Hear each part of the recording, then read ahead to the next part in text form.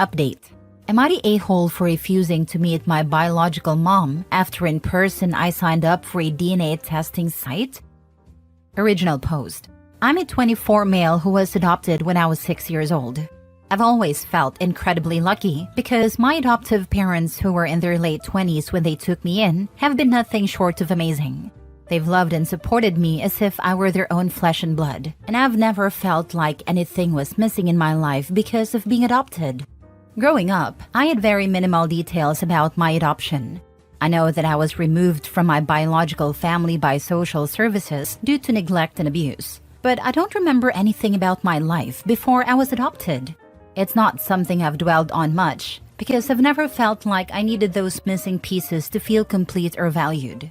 Recently, out of simple curiosity, I decided to sign up for one of those at-home DNA testing kits. I wasn't looking for a reunion or any deep connection. I just wanted to know more about my genetic history, like why I was removed from my biological family and if there were any medical issues I should be aware of. Honestly, I didn't expect to find anyone closely related to me, so it felt like a low-stakes way to get some answers. About 8 weeks after sending off the kit, I finally remembered to check the results, and to my surprise, I matched with my biological mother. She had sent me a message saying she was overjoyed that I had done the test and that she desperately wanted to reconnect with me and the rest of my biological family. She mentioned that she's thought of me every day and that I was always loved, and even that I have a biological little brother who is very excited to meet me, something I didn't even know.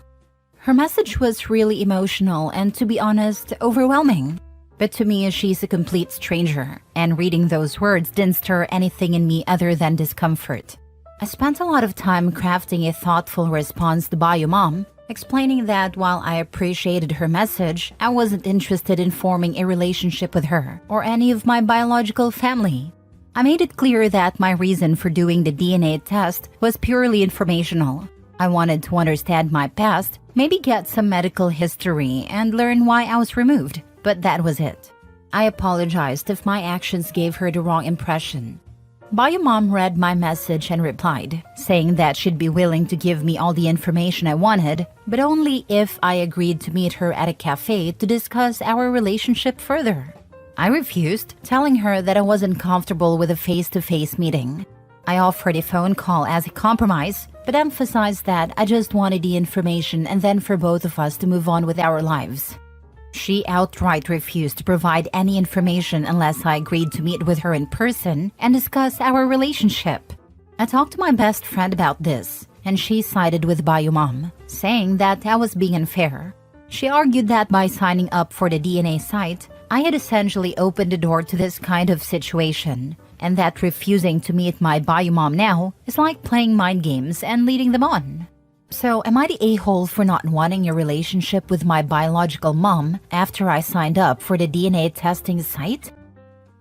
Now for the top advice before reading the update. Not the a-hole. She's holding your info hostage to get you to meet with her, which is her being the a-hole. You were removed for a reason, and she probably wants to fill you with her version. Since you know her name, can you contact the agency that removed you to request the information? I could have always gone through the route of getting in touch with social services and seeing what they can tell me, though I am not sure how much they can share because of data protection, so I just thought it would be easier this way. Also, it would have been nice to hear it from my family's perspective, if you get what I mean. She doesn't sound mentally healthy. Don't do anything that makes you uncomfortable. You owe her nothing, and she's manipulative as heck. She sounds like a pushy lady. I wouldn't agree to meet her. And she already told her son he'd be meeting you? I don't know, honestly. She must have at least told him that I was on his site. She could also be using him as a manipulation tactic.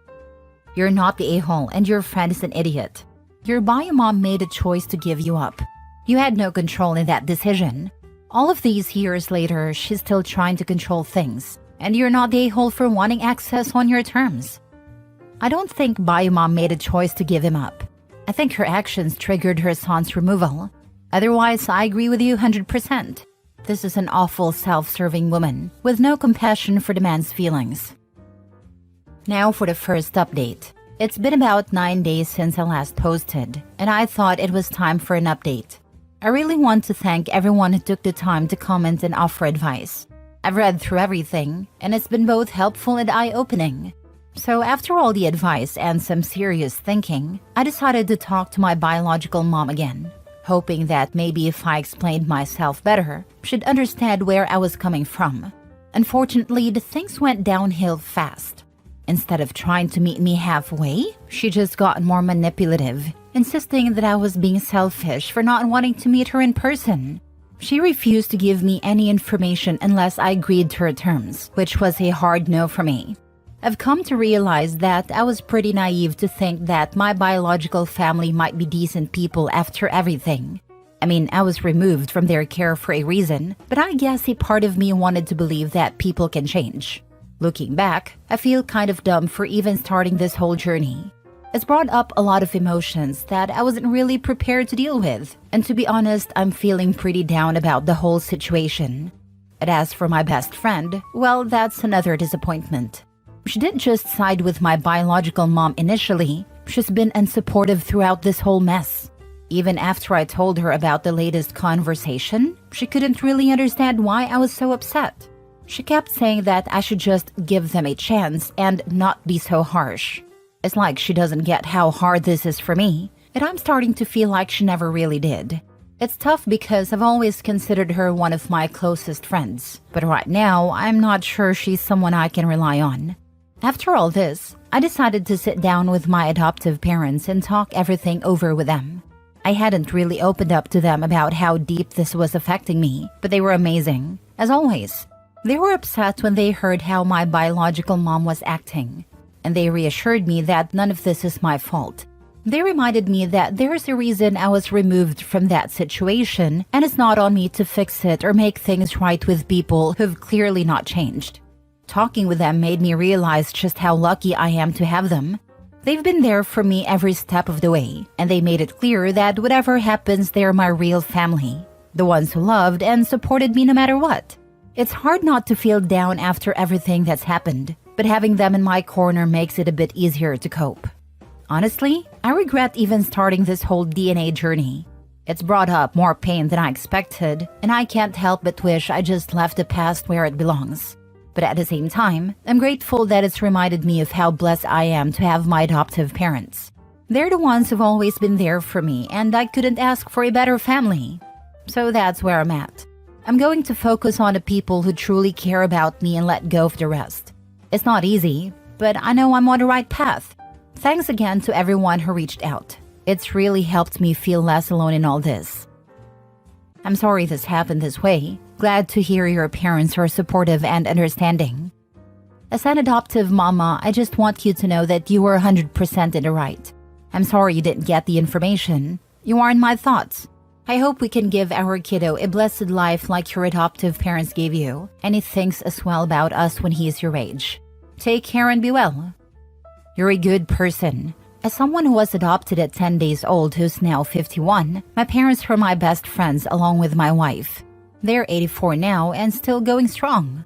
Did a DNA thing for cultural interest, but never really looked at the matches and never read any messages to me. OP, stick with your family. Sounds like they're pretty amazing. Good luck. OP, you can probably request your child welfare records if you know what state you lived in when you were removed. You are entitled to records about yourself, and while they may be redacted, you can hopefully gain some insight as to the situation if that's what you want. Last update. Hey everyone, I've been thinking a lot about my family today, especially after everything that's been going on lately. It got me reminiscing about some of the best moments I've had with them. And there's one memory that stands out. Something from when I was still a kid that I'll never forget. I must have been about 8 years old, just a couple of years after I was adopted. It was around Christmas time, and I remember feeling nervous because it was only my second Christmas with my adoptive parents. Holiday always makes me feel weird, even now. Anyway, my dad's friends own a Christmas tree farm, and that year, my mom and dad decided to take me to pick our Christmas tree. We went what felt like hours walking through rows and rows of trees. My parents kept asking me which one I liked best, and I remember feeling so much pressure. Like I had to pick the absolute best one, or else I'd ruin Christmas. But they were so patient, letting me take my time. Finally, I pointed out a tree. Honestly, it looked like every other one to me, but my parents made a huge deal out of it. My dad knelt down to start sewing, and I remember him pretending to struggle, saying, "Oh no, I think this tree might be too strong for me." My dad made me come over and help, saying he couldn't do it alone. So there I was, this little 8-year-old pretending to help my dad saw down this tree. Of course, I wasn't actually doing anything, but they made me feel like I was the strongest kid in the world. When the tree finally fell, my dad swept me up in his arms and spun me around, saying, "We did it." After we got home and set up the tree, my mom brought out these old boxes full of ornaments. She told me that we were going to start a new tradition. Every year, we'd each pick out one new ornament to add to the tree, something that represented something special from that year. That night, they handed me my very first ornament, a little wooden bear holding a heart with the word family carved into it. My mom said, "This one's for you, because you made our family complete." I remember holding that ornament, feeling this huge wave of love and belonging that I'd never really felt before. At the time, I don't think it even hit me how impactful that was. How that moment defines the way I look at myself today. I was part of a loving family. I was their family. Every Christmas after that, we'd pull out that little wooden bear and hang it up first. It became our tradition. The reason I've been thinking about this memory today is because it's a reminder of how lucky I am to have the parents I do. They didn't just give me a home, they gave me a sense of belonging, and they gave me love. Even with everything that's been going on, I know that I've got something really special, and I wouldn't trade it for anything. Anyway, thanks for letting me share this. I just needed to remind myself how amazing my family is, and I hope it brings a smile to your face like it does to mine. Next story. Am I the a-hole for stopping financial support for my sister after she bought a new car? For a few years now, I've been financially supporting my sister who's had trouble keeping a stable job. She's constantly complained that she can barely make ends meet, so I've been sending her $200 a month to help with groceries, rent, and other expenses. I did this because I felt that family should always support each other when needed. A few days ago, I saw on her Instagram that she bought a brand new car. I was shocked because according to her, she was struggling just to pay her bills. When I asked how she could afford it, she told me she took out a loan because she needs a car to get to work. I found that really irresponsible. She could have bought a used car or waited until she was in a better financial situation. I decided to stop sending her money because I feel like she's taking advantage of me. But when I told the rest of my family, they said I'm overreacting. They think I should keep supporting her because I make good money, and it's only $200 a month. Now I feel guilty, but at the same time, I think she's making poor financial decisions. Am I the a-hole for cutting off financial support after she bought a car? Now for the top comments. Not the a-hole. If she can afford a new car, she doesn't need your money. You're not responsible for funding her poor decisions. Family helps, but not at the cost of being taken advantage of. Exactly. I agree. If she can afford a car, why is she asking for money? If $200 per month is no big deal, then presumably your family can cover it. If it is a big deal, they have no business telling you what to do with your money. Exactly. And on top of that, she's taking money and buying a car right away. It's just ridiculous. Tell them you need the money to buy a new car. Have you even ever had real thank you? Not the a-hole. If she could get a car loan, she hasn't been struggling. She used you. I'm sorry about that, but you live and learn. Exactly. I think the same. She took advantage of me and I know how she is. You have to learn from mistakes. I'm 51 and bought a 1998 Buick Century with 65,000 miles on it. The AC didn't work for 2 years. She's taking advantage of you. Last story. Am I the a-hole for refusing to let my brother and his family stay with me after their house flooded? Hey everyone, I'm 34 female living in a 3-bedroom house that I own. It's just me here, and my brother 37 male and his wife 35 female have 2 kids, ages 8 and 5. A few days ago, their house flooded due to a burst pipe, and it's going to take weeks for the repairs. They've asked if they can stay with me during this time. But I refused, and now the whole family's upset with me. Let me explain. My brother and I aren't super close, but we get along well enough. However, his kids are extremely energetic and honestly a bit destructive. When they visit, they run around, touch everything. And the last time they were here, they broke a vase that belonged to my late grandmother. My brother and his wife laughed it off, saying kids will be kids, and didn't offer to replace it. Also, I work from home full-time and have a demanding job. I need a quiet environment to concentrate. And with 2 kids running around, that's not going to happen. I suggested they stay with my parents, who live about 20 minutes away, but they said my parents' house is too small for all of them, and that it's more convenient to stay with me because I'm closer to the kids' school and their workplaces. My brother told me I was being selfish and not considering their situation, and my parents hinted I should be more generous and that family's everything. But I really don't want to live with 2 kids running around my house for weeks. I know they're going through a tough time, but I don't think I should have to upend my life because of it. So Reddit, am I the a-hole for refusing to let my brother and his family stay with me? Not the a-hole. Give them the real reason. Your children are loud and destructive. When they had an accident last time, you didn't care. So I don't want you in my home. They don't have a good history with Opie staying in her house. And the whole family who is upset can chip in to pay for a rental. Plus, their insurance might cover some of that expense. You have a 3-bedroom house. 1 bedroom for you, 1 for you to work from home, and 1 for the family of 4? But they said my parents' house is too small for all of them. An extra 20 minutes travel for school and work is nothing. It will motivate them to get their house fixed sooner. It sounds like your parents don't want them either, which is why they're pressuring you. Not the a-hole. Oh no, they expect Opie to give up her office for her family because she doesn't really need it and we need a space more. So Opie has 1 bedroom, brother and sister-in-law have 1, and the kids have the other bedroom. Are you kidding? She'll have to give up her bedroom because they're family and of course guests. Also, the precious kids can't be asked to share a room. She's on a couch of course, as well as being the unpaid maid and babysitter because you work from home. So it's not like she really works, right? Most homeowners and renters insurance will put them up in a hotel. You could remind them of that. PSA to renters. Spend $300 a year and get renter's insurance. It's worth it. It's always so upsetting to have people try to pressure you into giving funds because someone, neighbor or coworker, lost their belongings to a fire and they couldn't be bothered to pay for a minimal renter's insurance plan. The insurance policies are ridiculously cheap. I mean, a $10K policy used to run around $20 a month. There's a bed, couch, a few tables and chairs, and a replacement wardrobe. It's not extravagant, but it'll get you going. Most people spend way more on expensive coffees daily.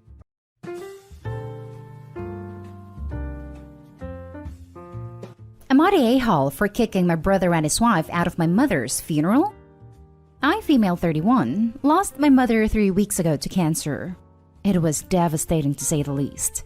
I've already lost my dad and my older brother, and I was the only one to care for my mother, although I have a younger brother who now lives towns away with his wife and son.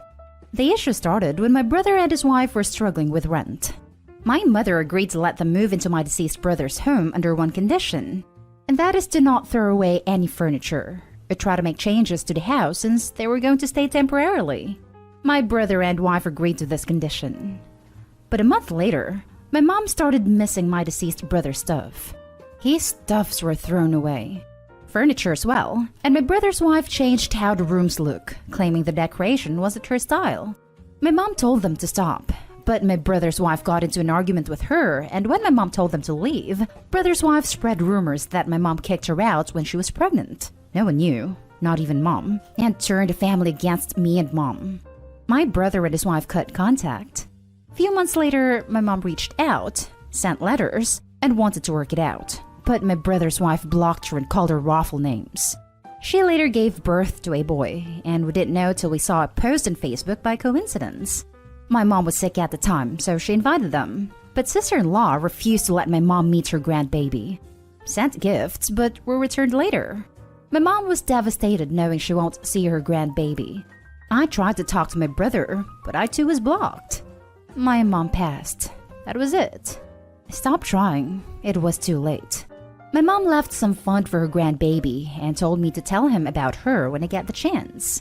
I was shocked to see my brother and his wife arriving to the funeral.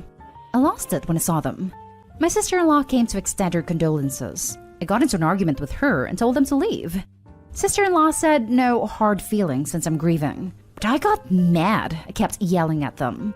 My aunt told me to back down, but I insisted. They left, and others agreed with me. But my aunt berated me and said this behavior was disgraceful. She didn't expect this from me and said it was wrong. I feel horrible. My aunt spoke to my brother and she's been trying to get us to meet, but I keep saying no. Now for the top comments. Not an a-hole. Not to be insensitive. They didn't honor her when she was alive, so why are they there to honor her when she's dead? Inheritance? Could also be to save face and try to keep the rest of the family on their side. Not an a-hole. OP, firstly, I am so sorry for what you are going through with losing your mom and having to deal with all this conflict. It is such a crappy position to be in. On the one hand, you have all your grief.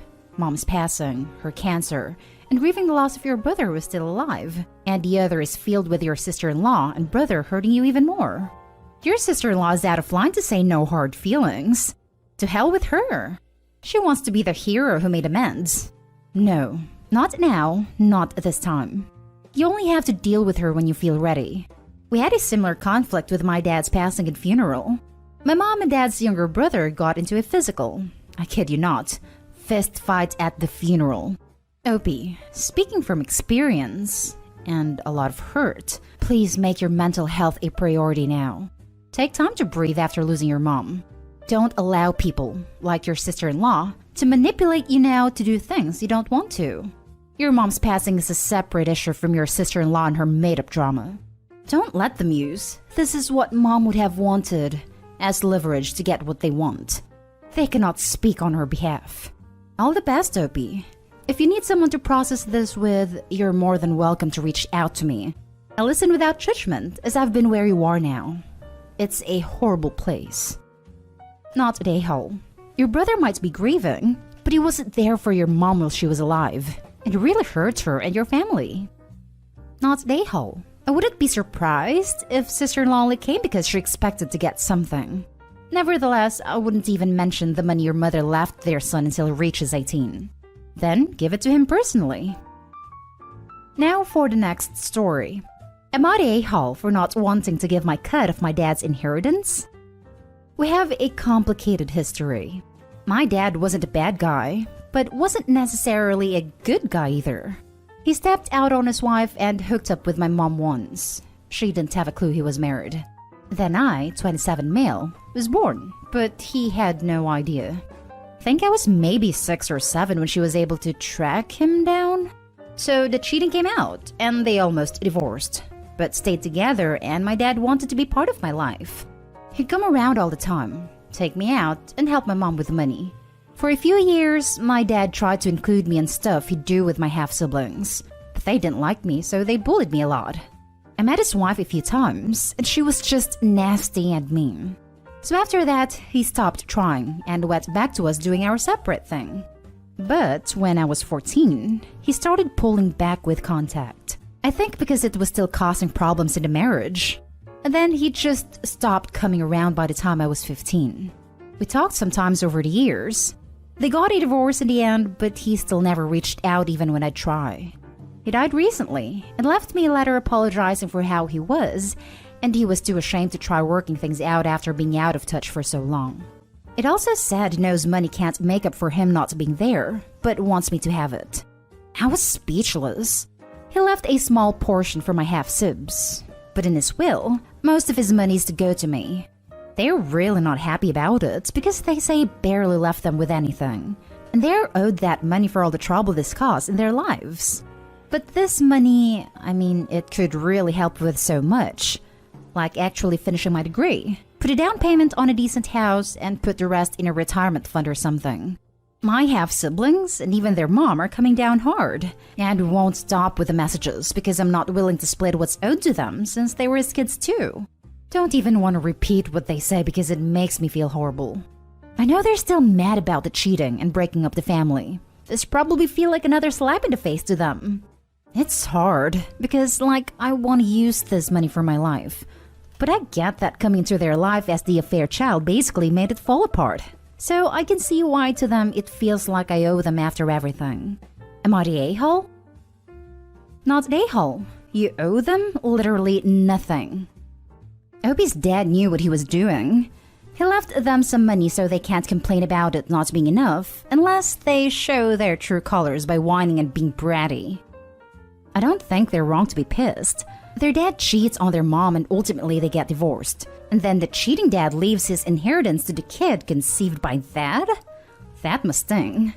Opie isn't an a-hole though. It's not their fault. I agree it probably would hurt.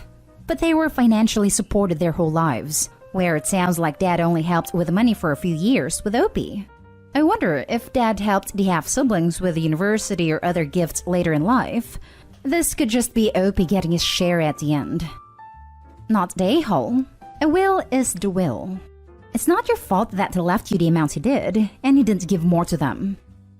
Not the a-hole. Your dad made the decision. The money's yours to do with what you want/wish.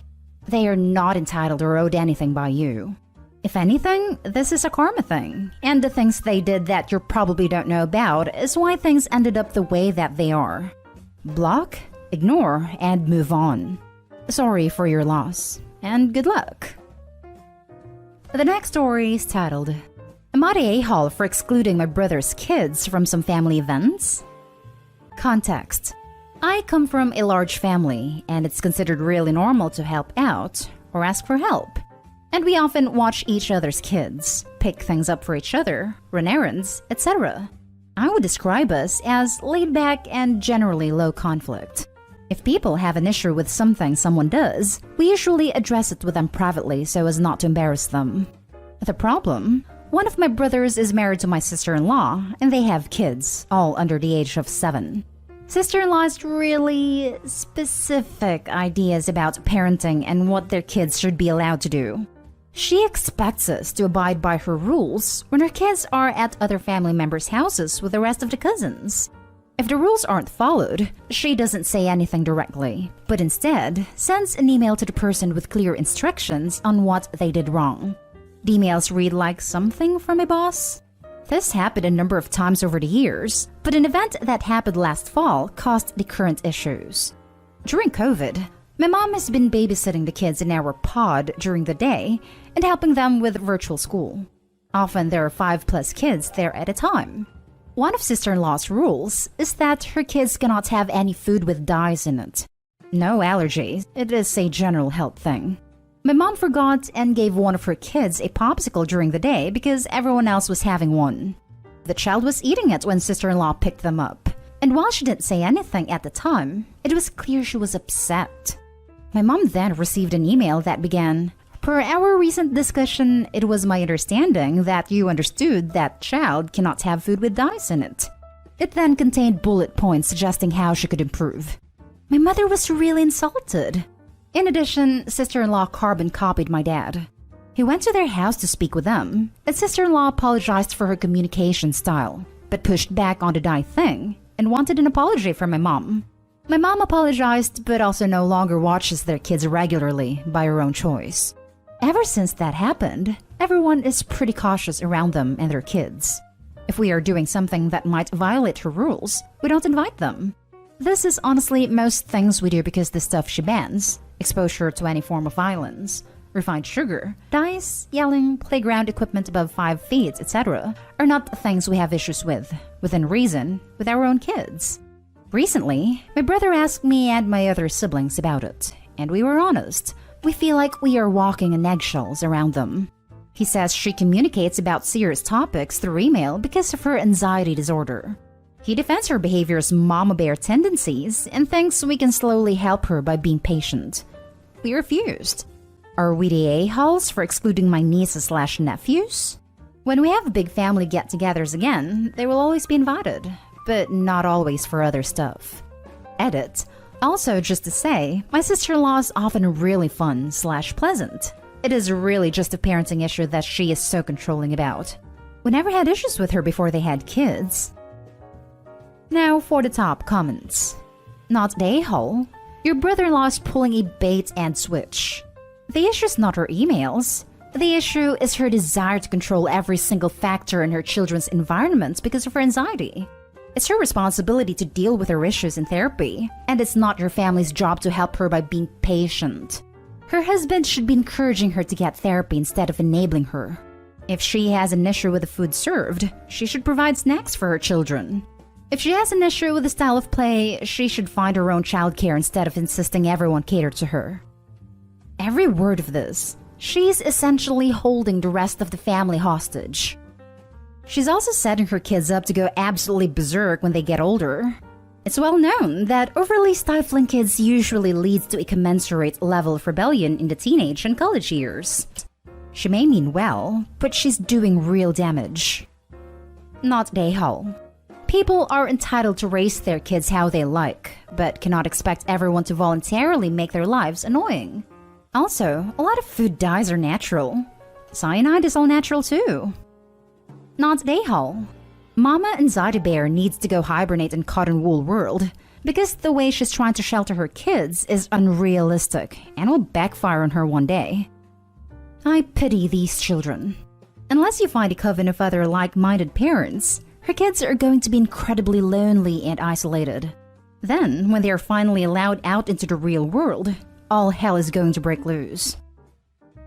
Now for the last story. Am I the a-hole for talking to my parents about getting a lock to keep my brother and his wife from going in my room without permission? So for a little context, I, 21 female, am still having to live at home with my parents due to COVID messing up my plans for moving out. My parents are happy to still have me at home, and I'm okay living with them till I can earn enough money to move out. One of my brothers, 26 male, and his wife, 26 female, tend to visit us a lot, which I don't mind. I enjoy seeing my brother. I love him very dearly. And his wife is a really sweet lady who we all get along with really well. However, my brother has a tendency to just walk into my room, whether I am in there or not. He did this before to pet our older cat, who tended to spend most of her time in my room. And I know he loved that cat, but I also did not appreciate him just barging in without warning. He stopped doing this for a while after our old cat passed away. She will forever be missed. But I recently got 2 new kittens from a rescue because I felt like I needed a new cat to help me heal from the loss of my old cat. It has been amazing, but now my brother's tendency of barging in has gotten worse than it was before. I have repeatedly asked him to not barge in, and that if he wants to enter my room, he needs to ask for permission first and respect my answer if I tell him no. He always says sure or okay, but it is clearly in a very dismissive way. His wife will always follow him after getting an ice cream bar from our freezer and just sit on my bed with him eating. It has been 6 months of this routine by now, and I am sick of it. My room is my space to be on my own and recharge and for privacy, and they continually disrespect that. I got fed up this weekend when I was trying to get ready for a date with my boyfriend, and they just barged into my room to pet the kittens who were in there with me. I asked him to please leave and that I was trying to get ready, and he said that since I'm putting makeup on in the bathroom, why don't I just change in there too? And that he wants to pet the kittens. I gave up, got ready in the bathroom, and once I got home, I talked to my mother about getting a lock or something to put on my door so that they won't just go in, sit on my bed, and eat without my permission anymore. My brother heard about this because my dad, bless his heart, but he is oblivious sometimes, saw no issues saying we were going out to look for a lock when brother asked if we were home.